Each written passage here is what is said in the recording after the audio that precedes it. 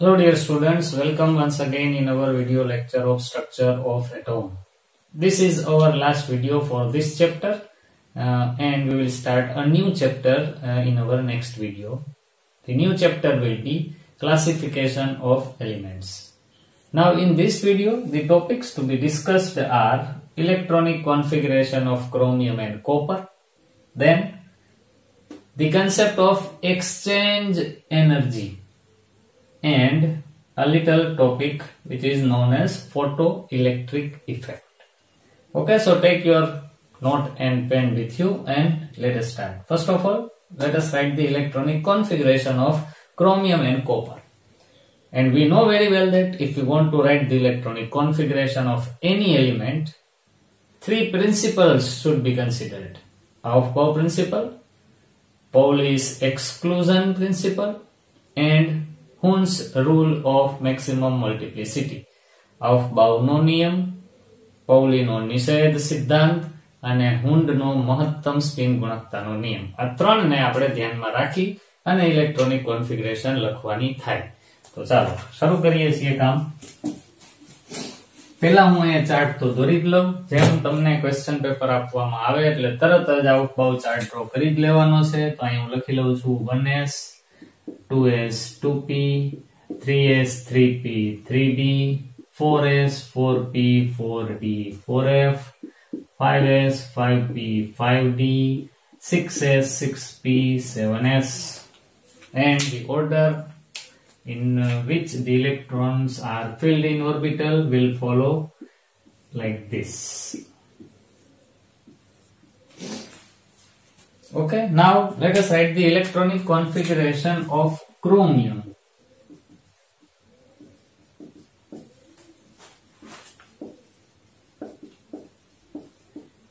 (24) is the atomic number of chromium.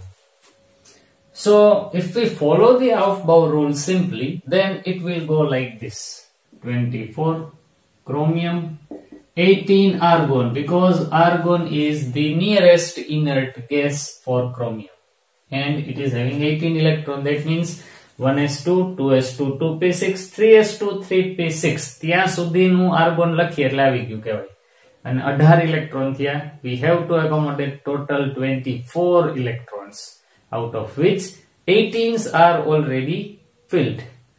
Now then 4s orbital will accommodate 2 electrons, so it will be like this: 4s2, so 18 plus 2, that is 20.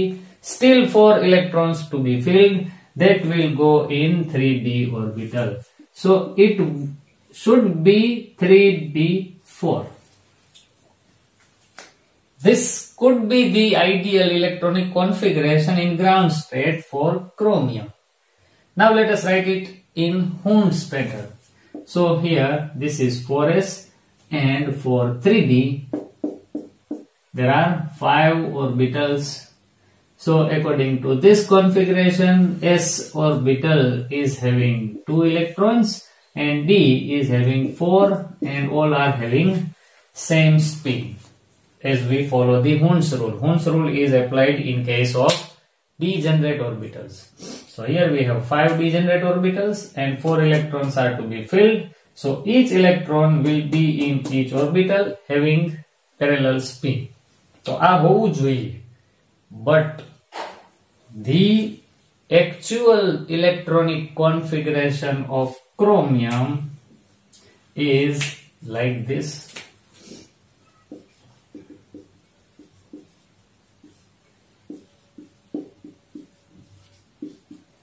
It is 4s1 3d5.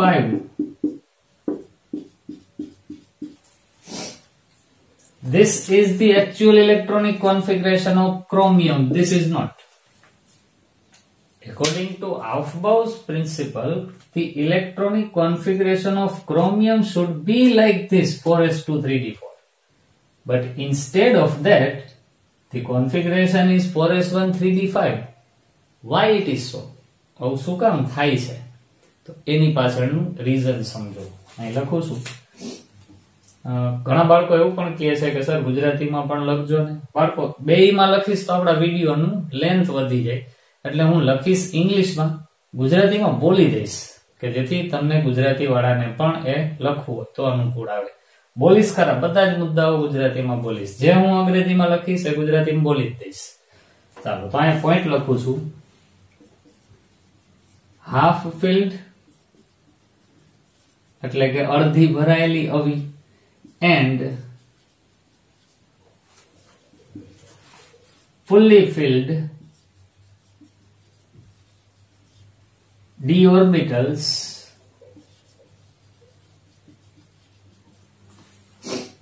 provide more stability. ગુજરાતીમાં કહીએ તો અડધી ભરાયેલી એટલે કે અવી અને પૂરી ભરાયેલી એટલે બધામાં બે ઇલેક્ટ્રોન આવી જાય એવી. હાફ ફિલ્ડ નો અર્થ એવો કરવાનો કે બધામાં એક એક ઇલેક્ટ્રોન હોય, 5 ખાના છે, પાંચેયમાં એક એક ઇલેક્ટ્રોન હોય ને, that is called half field. અડધી ભરાયેલી અથવા તો પૂરી ભરાયેલી ડી કક્ષકો હોય ને એ વધુ સ્થાયીતા પ્રદાન કરે. આનું ગુજરાતી એવું થાય.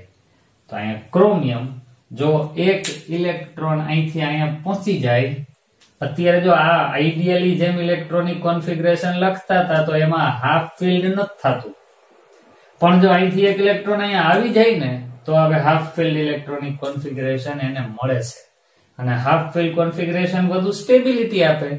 એટલા માટે ક્રોમિયમ આઈડિયલી હોવું જોતું હતું આવું, પણ એમાંથી એક ઇલેક્ટ્રોન અહીંયા આવતો રહીએ તો એને સ્ટેબિલિટી મળે છે. તો because of to acquire the stability, chromium is having electronic configuration 4s1 3d5 instead of 4s2 3d4. તો આના કરતા આ વધુ સ્ટેબલ છે. That's why this is the actual electronic configuration of chromium. Ideally આવી હોવી જોતી હતી, પણ એમાં એક્સેપ્શન છે, કારણ કે આમાંથી ઇલેક્ટ્રોન અહીંયા પહોંચવાથી અડધી ભરાયેલી ડી કક્ષક વાળી ઇલેક્ટ્રોન રચના પ્રાપ્ત થાય, જેની સ્ટેબિલિટી વધુ હોય છે, એટલે ક્રોમિયમની ઇલેક્ટ્રોન રચના આવી છે. તો આ કારણ મેં અહીંયા લખી દીધું છે, પછી આપણે આગળ લખવાની જરૂર નથી, આ તમે સમજી ગયા છો કે why the electronic configuration of chromium is 4s1 3d5 instead of 4s2 3d4. Reason here. તો વિડિયો પોઝ કરી આ લખી લ્યો, પછી કોપરની ઇલેક્ટ્રોનિક કોન્ફિગરેશન ને પણ ડિસ્કસ કરીએ.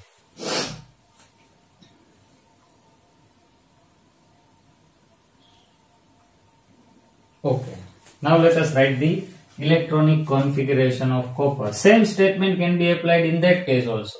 Class statement યાદ રાખજો. અત્યારે હવે હું પાછું એ લખીશ ને. Half filled and fully filled electronic configuration provide more stability.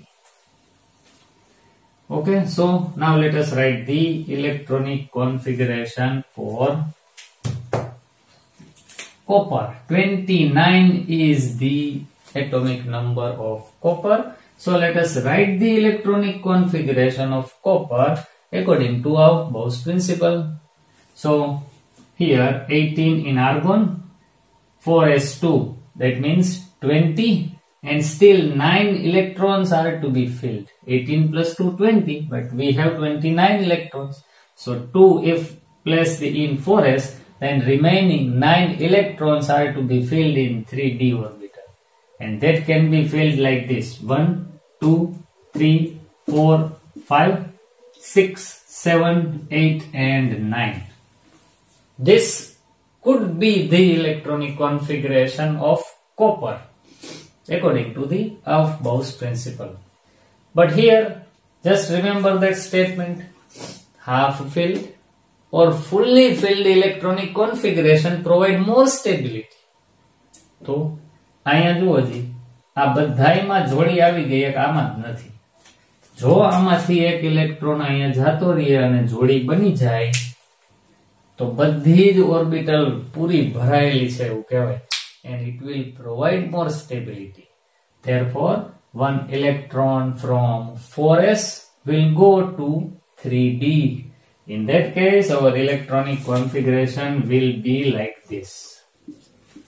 So instead of 4s2 3d9, the actual electronic configuration of copper is 4s1 3d10, because here all the orbitals are fully filled. Therefore the atom will have more stability. That's why this is the irregularity in electronic configuration of copper also. So this is the correct configuration, this is incorrect.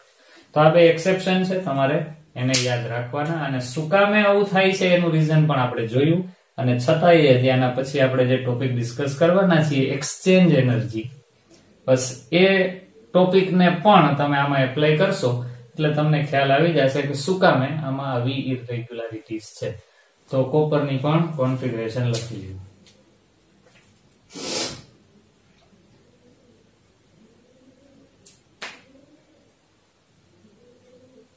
Okay.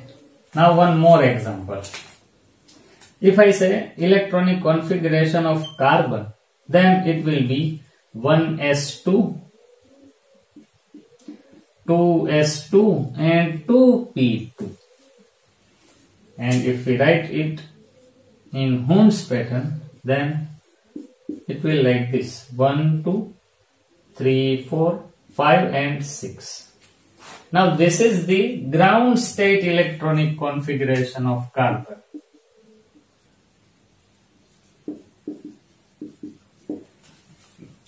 When carbon is in ground state, that means an alone atom.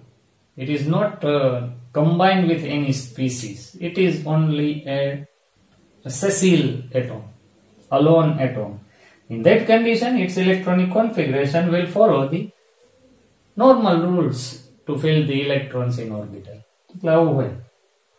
But when carbon is willing to form covalent bond with other elements, then first of all it will be transformed into more stable state. કારણ કે કોઈ તત્વને કોઈની સાથે compound સંયોજન બનાવવું હોય તો પહેલા ઈ પોતે વધુ સ્ટેબલ બને ને એવી બનવાની ટ્રાય કરે.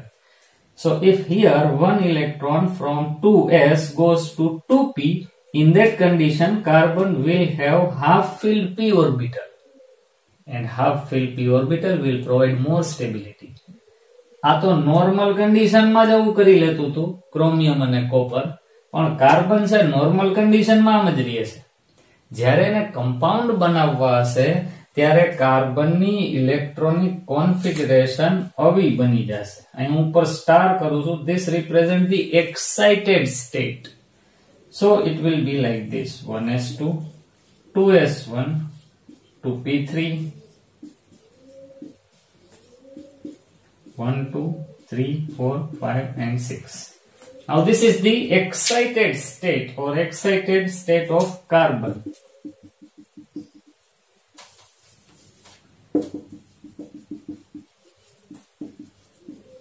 Excited state electronic configuration of carbon, and now you can clearly see that there are 4 unpaired electrons, and to pair them carbon will form 4 covalent bonds. That's why carbon is having valency equal to 4. તો આ પણ આપણે organic કેમિસ્ટ્રીમાં આને પણ discuss કરશું. કાર્બનમાં પણ અહીંયા p માં હાફ ફિલ્ડ કોન્ફિગરેશન એક્વાયર થઈ શકે એમ છે, પણ એ નોર્મલ કન્ડિશનમાં નથી કરતું. જ્યારે એને કમ્પાઉન્ડ બનાવવા હોય ત્યારે જ એ અહીંથી ઇલેક્ટ્રોનને અહીં મોકલશે. બાકી ક્રોમિયમ અને કોપર તો નોર્મલ કન્ડિશનમાં જ મોકલી દે છે. These are the ground state electronic configuration of copper, while this is the excited state electronic configuration of carbon. That is the difference between these two elements. તો આ પણ લખી લ્યો ભેગું.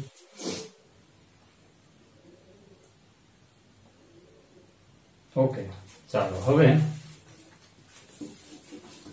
હું અહીંયા પાછી ક્રોમિયમની ઇલેક્ટ્રોનિક કોન્ફિગરેશન લખું છું.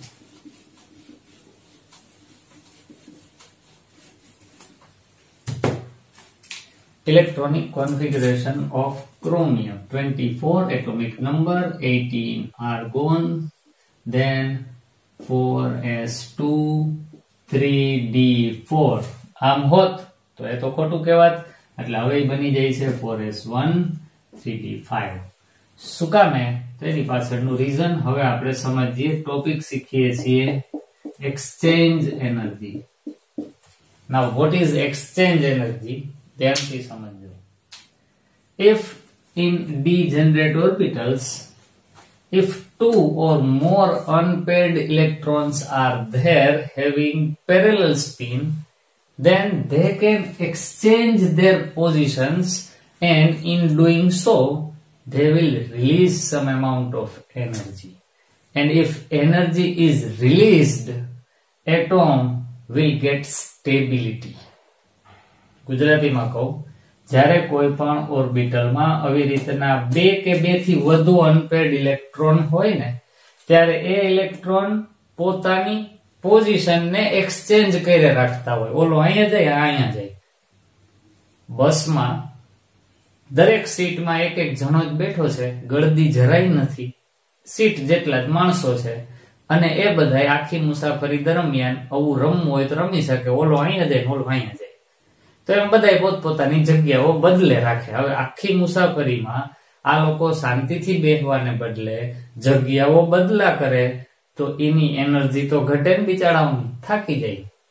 અને પછી એક સમય એવો આવશે કે આખી બસમાં જે ધમાચકડી થતી હતી, બધા શાંતિથી બેસી જાય. તો આમાં પણ electron can exchange their position with each other, and in that phenomenon some energy is released, and therefore they will get stability. This released energy is known as exchange energy. So first of all, let us write the definition, then we will discuss how many exchanges are possible in this electronic configuration. So exchange energy.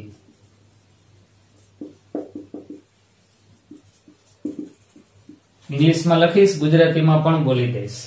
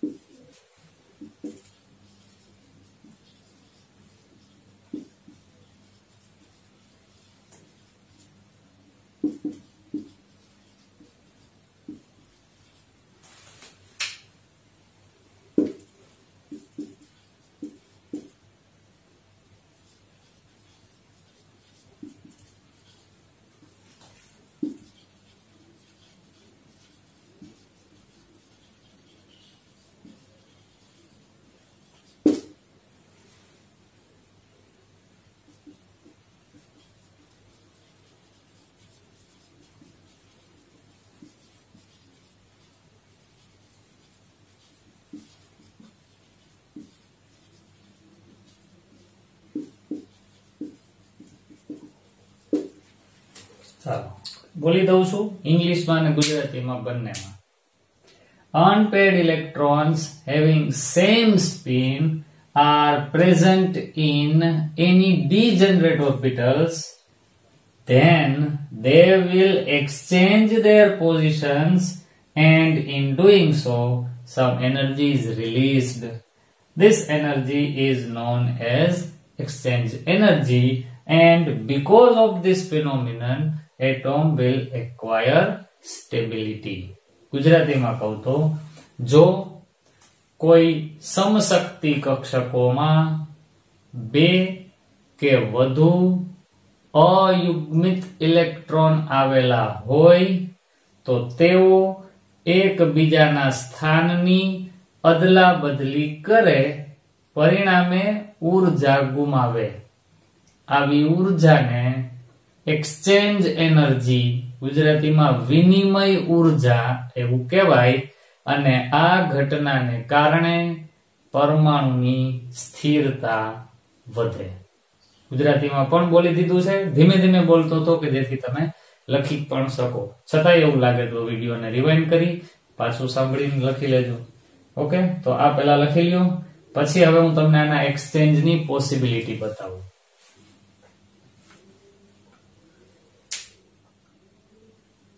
Okay, ચાલો હવે આને જવા દઉં છું.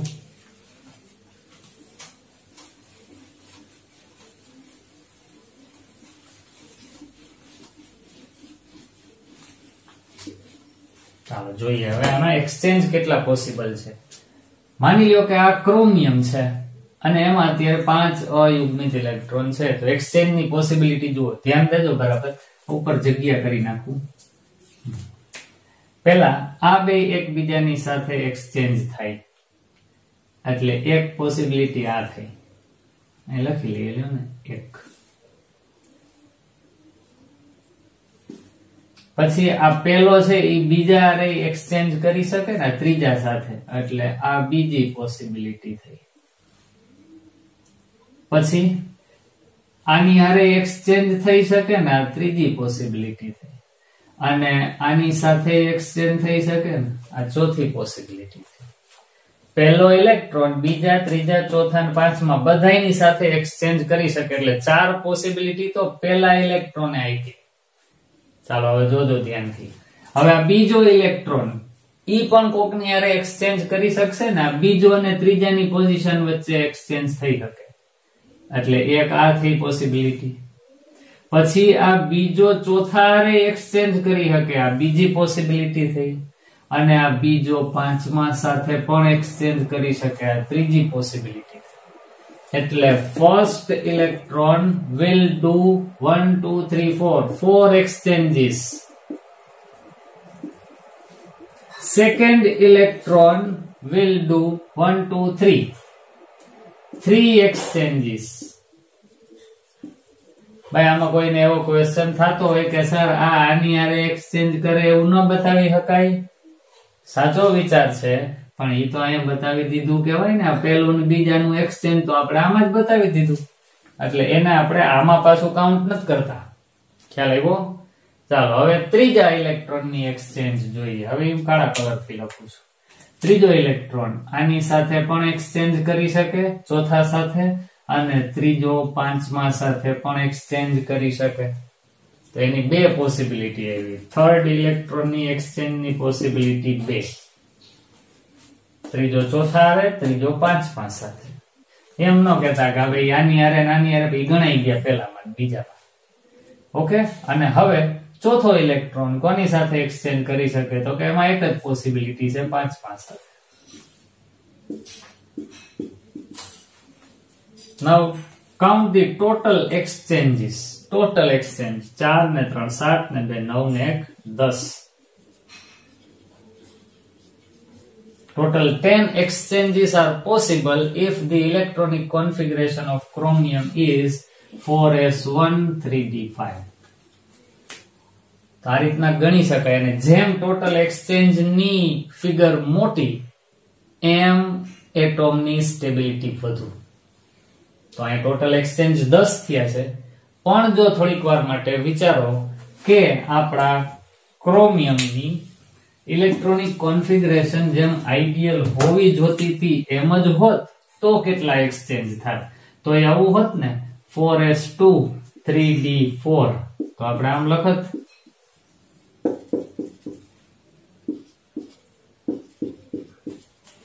તો હવે આના total exchange ગણો નહીં. પહેલું બીજા સાથે, પહેલું ત્રીજા સાથે, પહેલું ચોથા સાથે, એટલે ફર્સ્ટ ઇલેક્ટ્રોન ના કેટલા એક્સચેન્જ મળે છે? ટોટલ 1 2 ને 3. ચાલો સેકન્ડ ઇલેક્ટ્રોન ના થર્ડ સાથે અને સેકન્ડ નું ફોર્થ સાથે, એટલે 2 મળે છે. આના 2 જ એક્સચેન્જ મળ્યા. અને થર્ડ ઇલેક્ટ્રોન એનું એક જ એક્સચેન્જ મળે. તો ટોટલ એક્સચેન્જ કેટલા થયા? 3 ને 2 5 ને 1 6. But if one electron from 4s goes to 3d, then the total exchanges will become 10.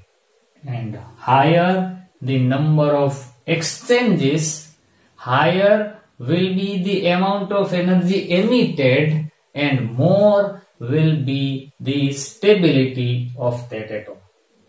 બાળકો આ એક્સચેન્જ એનર્જી નો કન્સેપ્ટ તમને બહુ જ કામ આવવાનો છે 12th માં પણ.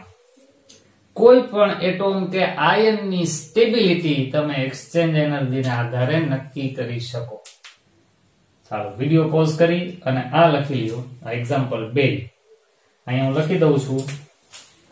More stable because total number of exchanges are more and less stable. Total number of exchanges are less. અને હવે આવી રીતના કોઈ પણ ની તમને ઇલેક્ટ્રોનિક કોન્ફિગરેશન એટમ ની કે આયન ની પૂછે અને કહે કે which will be more stable, તો સિમ્પલ ને સીધી વાત નંબર ઓફ એક્સચેન્જીસ કાઉન્ટ કરી લેવાના. કોઈ પણ માં આપણે હમણાં એક બે આયન ને ડિસ્કસ કરીએ એટલે તમને ખ્યાલ આવશે.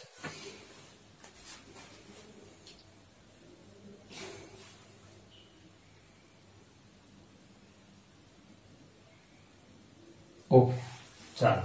So suppose if somebody asks a question like this,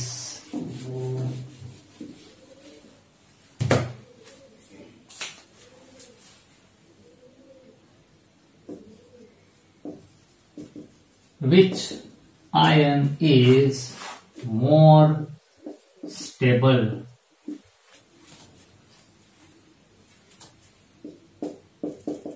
Fe plus 3,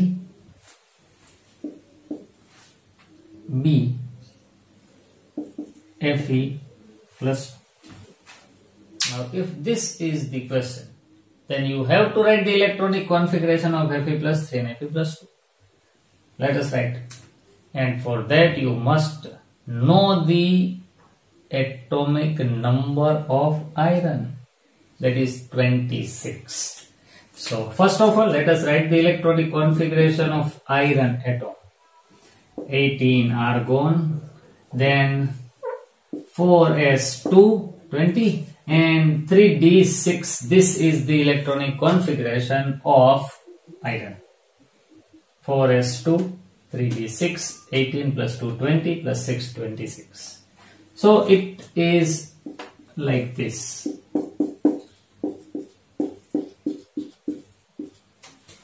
But if we want to write the electronic configuration of Fe plus 2, then 2 electrons are to be removed. તો હવે electron ને આમાંથી કાઢવાના. તો ક્યાંથી કાઢવાના ધ્યાન દેજો. ઇલેક્ટ્રોન આવતા હતા પહેલા 4s માં, પછી 3d માં આવતા હતા, અને જ્યારે જાશે ત્યારે પણ આમાંથી જ જાશે. Electron always are removed from outermost orbit. So fourth orbit is the outermost orbit. તો એમાંથી પહેલા કાઢી નાખવાના. તો બે ઇલેક્ટ્રોન આમાંથી કાઢી નાખું છું. જોજો આ બે કાઢી નાખું તો હવે આપણી ઇલેક્ટ્રોનિક કોન્ફિગરેશન આવી થાય 4s0 3d6, કારણ કે બે આ કાઢી નાખ્યા આટલું વધ્યું.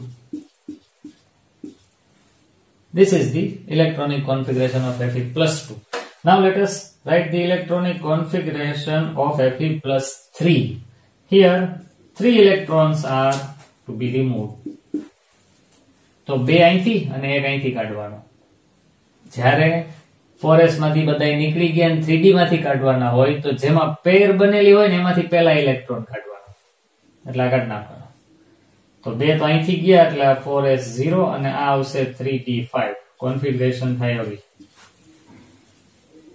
હવે તમે આરામથી કહી શકશો કોણ વધુ સ્ટેબલ છે. Here there are only 4 unpaired electron. તો એક્સચેન્જ ની જે પોસિબિલિટી છે એના કરતા 1 2 3 4 5 એક્સચેન્જ ની પોસિબિલિટી મેક્સિમમ છે. So this will be more stable than this. Fe plus 3 ion is comparatively more stable than Fe plus 2 ion because of high value of exchange energy in Fe plus 3. ગુજરાતીમાં બોલી દઉં, Fe plus 2 કરતા Fe plus 3 ion વધુ સ્થાયી હશે, કારણ કે તેની ઇલેક્ટ્રોન રચનામાં એક્સચેન્જ એનર્જી નું મૂલ્ય ઓલા કરતા વધુ છે. બસ તો આ સ્ટેબિલિટી ને ડિસ્કસ કરવા માટે આ ટોપિક આપણને કામ આવી શકે એમ છે. ચાલો ફટાફટ આ લખી લ્યો. હું સ્ટેટમેન્ટ બોલ્યો એ પણ બાજુમાં લખજો કે જેથી તમને ભવિષ્યમાં કામ આવે. અને હવે આપણે એક નાનકડો ટોપિક છે જે બુકમાં આગળ આવે છે, હવે ઓમ આપણા સિલેબસનો પોર્શન નથી પણ છતાંય એને થોડુંક સમજી લઈએ, મજા આવશે. ફિઝિક્સની આરે પણ કનેક્ટ કરે છે.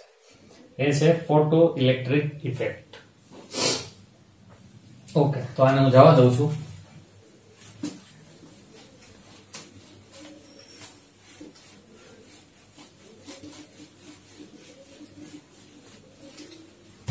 Photoelectric effect.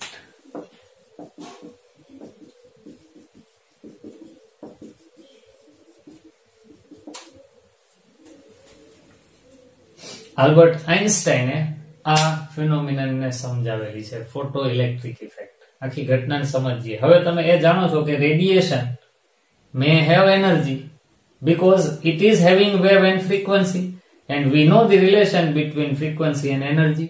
Planck's equation, E is equal to h nu. Higher the frequency of radiation, higher will be the energy. Okay. Now, if we have any metal and if high intensity or high frequency of light is imparted on the surface of that metal, તો અહીંથી આપણને h nu જેટલી energy વાળી light આના ઉપર પડે છે.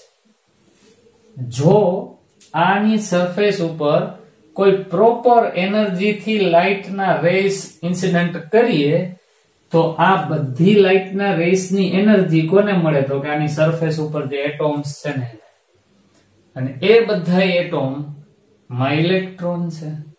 Outer most ઓર્બિટમાં ફરતા હોય એને તો ઓલી લાઇટમાંથી રે ની એનર્જી ઇઝીલી મળી જશે. So that electrons will absorb some amount of energy, and in that case that electrons, if they are having high amount of energy, they will escape from the attraction of nucleus. તો એ તો પછી electron અહીંથી વયા જાય. That means if light rays having some definite frequency or energy incident on the surface of any metal, then electrons will be ejected from that metal atom. This phenomenon is known as photoelectric effect. Photo means light, and because of the incident light, electrons are emitted. That's why it is known as photoelectric effect. હવે આમાં થાય છે શું એ સમજો. Suppose this is the nucleus and this is the outermost electron. Now if this electron is having sufficient amount of energy to rotate in its orbital and nucleus is continuously attracting it, that's why the energy of that electron is indicated as negative. But if some light energy falls on this electron, then that electron will absorb that energy. And if it absorbed some definite amount of energy, so that with the help of that energy, it will be able to escape from the attraction of this nucleus and it will be emitted. So, this is the photoelectric effect. હવે આને થોડુંક mathematically સમજીએ. જુઓ, અત્યારે અહીં electron છે એની કઈક energy છે, એના ઉપર લાઇટ પડે તો એ લાઇટ જો આ ઇલેક્ટ્રોનને આના ન્યુક્લિયસના એટ્રેક્શનથી છોડાવી શકે એટલી એનર્જી વાળી હશે ને તો જ એ ત્યાંથી નીકળશે, નહીતર નહીં જાય. ધેટ મીન્સ દર વખતે લાઇટ આના ઉપર પડે એટલે ઇલેક્ટ્રોન નીકળે જ એમાંથી એવું બનતું નથી. કોઈ એક definite amount of energy should be absorbed by that electron, and that energy is considered as threshold energy. The minimum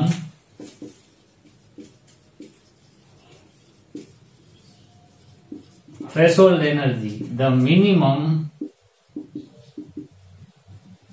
energy required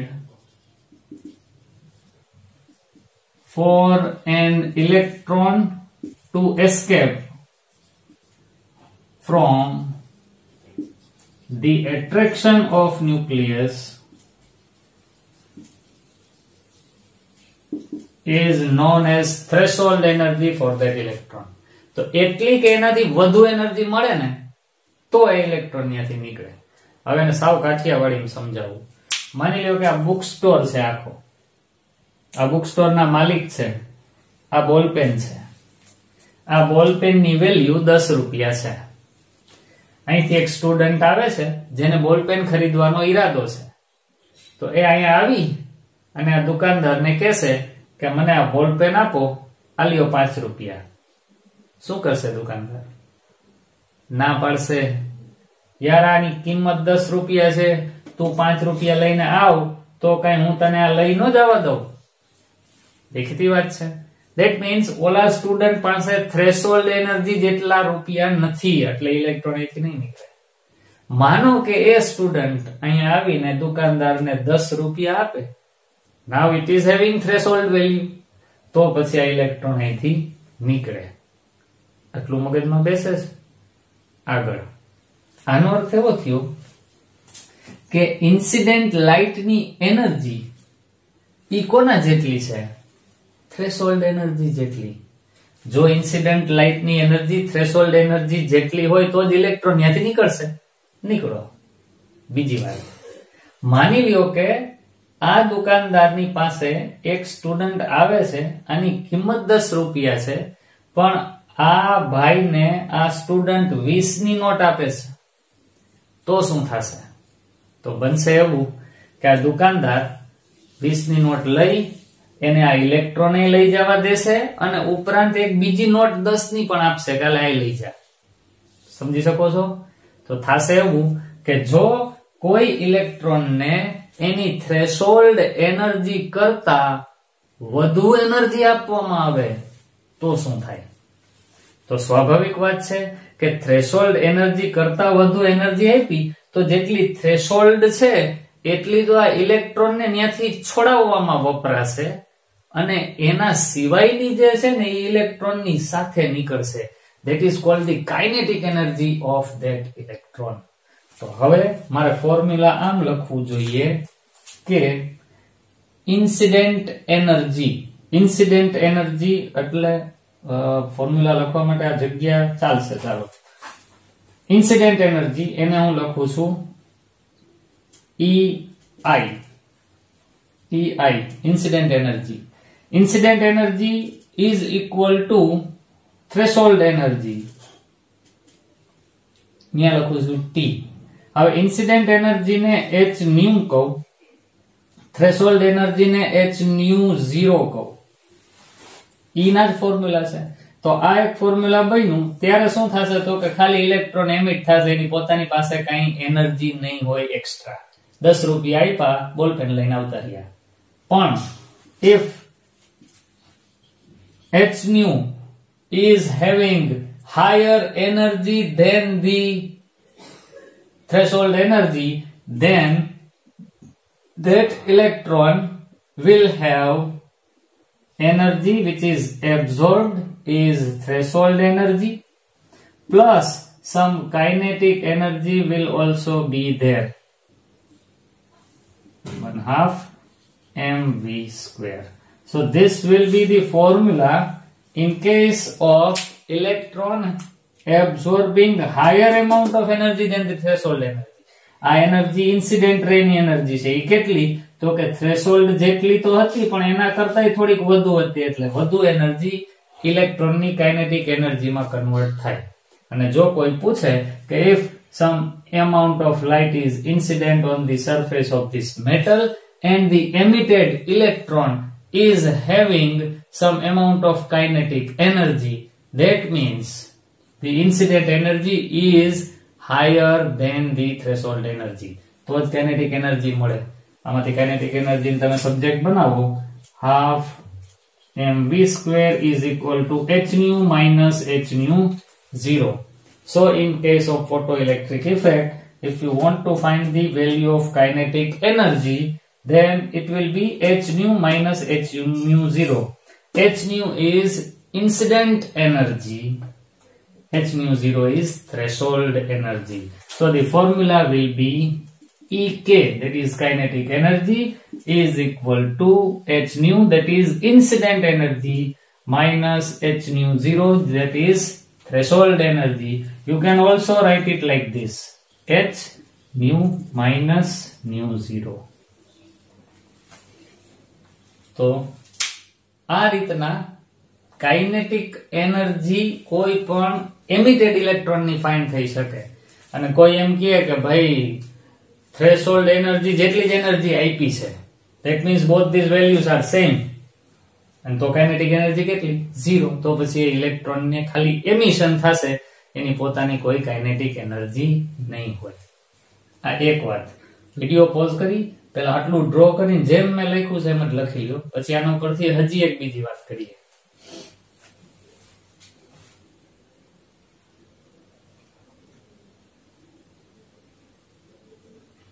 okay, હવે જોવાની વાત.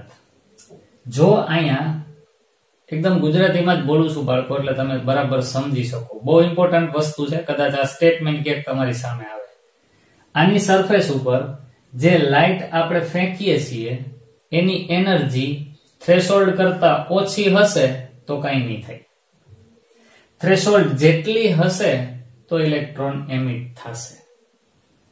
હવે થ્રેશોલ્ડ કરતા ઝાઝી હશે તોય ઇલેક્ટ્રોન એમિટ થશે, પણ ઈ ઇલેક્ટ્રોનની સાથે કંઈક કાઇનેટિક એનર્જી પણ હશે. આટલું આપણે આટલામાં શીખ્યા. હવે બીજી વાત, જો અહીંયા લાઇટ નો એવો આ h nu represent the energy of a single photon, તો માની લ્યો કે એક ફોટોન આના ઉપર પડ્યો કે જેની એનર્જી થ્રેશોલ્ડ એનર્જી કરતા ઝાઝી છે, તો સ્વાભાવિક રીતે આ એક ફોટોન ઓલામાંથી એક ઇલેક્ટ્રોન ને એમિટ કરશે અને એની સાથે કઈ કાઇનેટિક એનર્જી પણ હશે. આટલું ક્લિયર આના ઉપરથી? હવે હું એમ કહું કે આ ફોટોનની એનર્જી 2 કિલો જૂલ હતી અને ઇલેક્ટ્રોન એમિટ થયો ત્યારે ઇલેક્ટ્રોનની સાથે 1 કિલો જૂલ એનર્જી પણ કાઇનેટિક એનર્જી પણ મળી. તો સમજવાનું કે આ ઇલેક્ટ્રોનને અહીંથી છોડાવવા માટે 1 કિલો જૂલ એનર્જીની જરૂર પડી, ધેટ ઇઝ થ્રેશોલ્ડ એનર્જી. હવે કોઈ એમ કહે કે ભાઈ અહીંયાથી 2 કિલો જૂલ નહીં 5 કિલો જૂલ એનર્જી વાળો ફોટોન પડ્યો, તો 5 કિલો જૂલ એનર્જી વાળો ફોટોન આની સરફેસ ઉપર પડે ને તો એ ઇલેક્ટ્રોન એમિટ થશે અને એની કાઇનેટિક એનર્જી 4 કિલો જૂલ હશે. હવે આ ફિનોમિનનને સમજવાની વાત છે. આના ઉપર એક નવા શબ્દ ઉપર આપણે જાશું. હું એમ કહું છું કે અહીંથી આ ઇલેક્ટ્રોનને છોડાવવા માટે 1 કિલો જૂલ એનર્જીની જ જરૂર છે અને આપણે 2 કિલો જૂલ એના ઉપર આપતા તો ઇલેક્ટ્રોન રિલીઝ થતો અને એની સાથે 1 કિલો જૂલ એનર્જી પણ હતી. કોઈ એમ કહે કે હું હવે 2 નહીં 5 કિલો જૂલ એનર્જી વાળો ફોટોન એના ઉપર ફેંકું છું તો એ ઇલેક્ટ્રોનને અહીંથી રિલીઝ કરવા માટે તો 1 કિલો જૂલ જ વપરાશે. તો એ ઇલેક્ટ્રોન રિલીઝ થયા પછી એની સાથે કેટલી એનર્જી હશે? 4 kilo joule, that is kinetic energy. તો આનો અર્થ તો એવો થાય કે એક ફોટોન પડે એટલે 1 ઇલેક્ટ્રોન વધીને રિલીઝ થાય. કોઈ એમ કહે કે સર એક કરતા ઝાઝા ઇલેક્ટ્રોન રિલીઝ કરવા હોય તો શું કરવું? તો હવે એના ઉપરની વાત. તો તમારે એક કરતા વધુ ફોટોન આની સરફેસ ઉપર ફેંકવા પડે. That means 1 photon will be able to release only 1 electron. એક ફોટોન માત્ર એક જ ઇલેક્ટ્રોન ને કાઢી શકે. જો તમે એક કરતા વધુ ઇલેક્ટ્રોન ને એમિટ કરવા માંગતા હોય તો તમારે એક કરતા વધુ ફોટોન એના ઉપર ફેંકવા પડે. તો ધ્યાન દેજો, આ એક કરતા વધુ ફોટોન ફેંકવા એનો અર્થ એવો થયો કે તમારે આના ઉપર એક કરતા વધુ એનર્જી ફેંકવી. એને બોલાય ઇન્ટેન્સિટી. શું બોલાય? ઇન્ટેન્સિટી. તો હવે અહીંયા હું 2 શબ્દો તમને સમજાવી દઉં છું. બહુ જ કામના છે એટલા માટે જ મેં આ ટોપિક લીધો છે.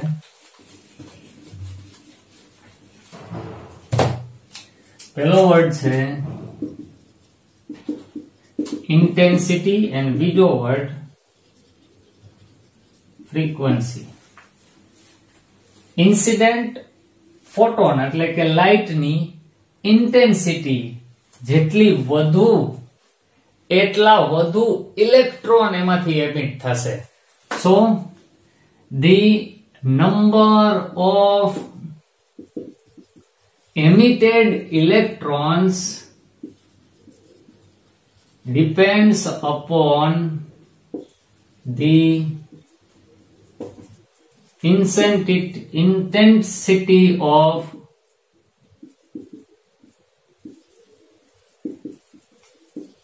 incident light. આપાત પ્રકાશની તીવ્રતા ઉપર ઇલેક્ટ્રોનની સંખ્યા આધાર રાખે. કામનું સ્ટેટમેન્ટ છે. કોઈ એક સરફેસ ઉપરથી કેટલી સંખ્યામાં ઇલેક્ટ્રોન ઉત્સર્જિત થશે એનો આધાર કોના ઉપર? ઇન્ટેન્સિટી ઉપર. એટલે કે number of emitted electron is directly proportional to intensity of incident light. હવે પ્રશ્ન એ થાય કે ઇન્ટેન્સિટી એટલે શું? તો સાવ સહેલું છે ભાઈ.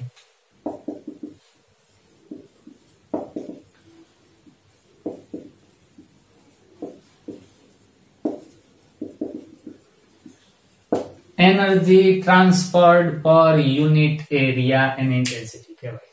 તો જુઓ, આ સરફેસ છે, અહીંયા એક ફોટોન આવે તો એટલા એરિયામાં આવ્યો કહેવાય. તો બસ ત્યાંથી ઇલેક્ટ્રોન ખાલી બહાર નીકળશે. પણ હું એમ કહું કે મેં એવા ફોટોન ફેંક્યા કે જે ખાલી આટલા એરિયામાં નહીં, આટલા એરિયામાં ભટકાણા, તો એનો અર્થ એવો થયો કે એરિયા વધી ગયો, તો ઝાઝા ઇલેક્ટ્રોન એમિટ થશે. તો આ સમજાવું સીધું કે એક સળી કોકને મારો ને એના કરતા આખા સાવેણાની સળીનું ઝુમખું મારો ને તો એની ઇન્ટેન્સિટી વધુ કહેવાય. એ સીધી વાત. ઓલી એક સળી જે એરિયા ઉપર લાગે એના કરતા કેટલી બધી સળી ઝાઝા બધા એરિયા ઉપર લાગે તો એની ઇન્ટેન્સિટી ઝાઝી કહેવાય. ઇન્ટેન્સિટી મીન્સ એનર્જી ટ્રાન્સફર્ડ પર યુનિટ એરિયા. જેમ એનર્જી ટ્રાન્સફર્ડ પર યુનિટ એરિયા વધુ એમ વધુ ઇલેક્ટ્રોન એમિટ થાય. એન્ડ frequency, હવે ઈ તો દેખીતી વાત છે. frequency means nu. Higher the value of nu, higher will be the kinetic energy of emitted electron. આ 2 હતું તો અહીંયા kinetic energy 1 કિલોજૂલ રહેતી, કારણ કે એક આમાં વપરાતી એને છોડાવવા માટે. અને આ 5 હતું તો kinetic energy 4 થઈ. તો આનો અર્થ એવો થયો કે frequency તો એનો શું રોલ છે? તો કે energy or kinetic energy of emitted electron depends upon the frequency of incident light. એટલે કે kinetic energy of electron is directly proportional to frequency. ઉત્સર્જિત ઇલેક્ટ્રોનની ગતિ ઉર્જા કેટલી હશે એનો આધાર તમે કેટલી આવૃત્તિ વાળો પ્રકાશ ફેંકો છે એના ઉપર છે. પણ કેટલા ઇલેક્ટ્રોન ઉત્સર્જિત થશે એની સંખ્યા ડિપેન્ડ કરે કોના ઉપર? ઇન્ટેન્સિટી ઉપર. તો આ 2 વર્ડને બરાબર ધ્યાનથી ફોટો ઇલેક્ટ્રિક ઇફેક્ટ માટે આપણે સમજી રાખવા જોઈએ. અને બાકી ઓલું ફોર્મ્યુલા આપણે લખ્યું હતું kinetic energy is equal to hν minus hν0. એની પણ હવે નહીં એ ટાઈપના એમસીક્યુ આવે, પણ છતાંય કદાચ ક્યાંય જરૂર પડે તો આપણે આ ટોપિક શીખી લીધો છે. એને લગતા પણ ઘણા એમસીક્યુ છે, પણ વિડીયો ઘણો મોટો થઈ ગયો છે એટલે હું એમસીક્યુ ને આમાં ઇન્ક્લુડ કરતો નથી. પણ હા, એવું કરું કે અત્યારે સ્ક્રીન ઉપર તમને એ 2 ક્વેશ્ચન દેખાય એવી ગોઠવણ કરી દઉં કે જેથી તમે તમારી જાતે સોલ્વ કરી શકો. અને જો તમને એ ન આવડતા હોય તો કમેન્ટ સેક્શનમાં તમે મેસેજ મૂકજો કે જેથી હું એના માટે પણ એક વિડીયો બનાવી અને તમને શીખવાડી દઈશ. તો સ્ટ્રક્ચર ઓફ એટોમ ચેપ્ટરને આપણે અહીં પૂરું કરીએ છીએ. ખરેખર આ પૂરું થાય એવું છે નહીં, પણ આપણે જેટલું નીટ જેઈ માટે જરૂરી હતું એટલું શીખા અને હવે આપણે આગળના ચેપ્ટર ઉપર જશું નેક્સ્ટ વિડીયોમાં. તો we'll meet next time. Have a nice day.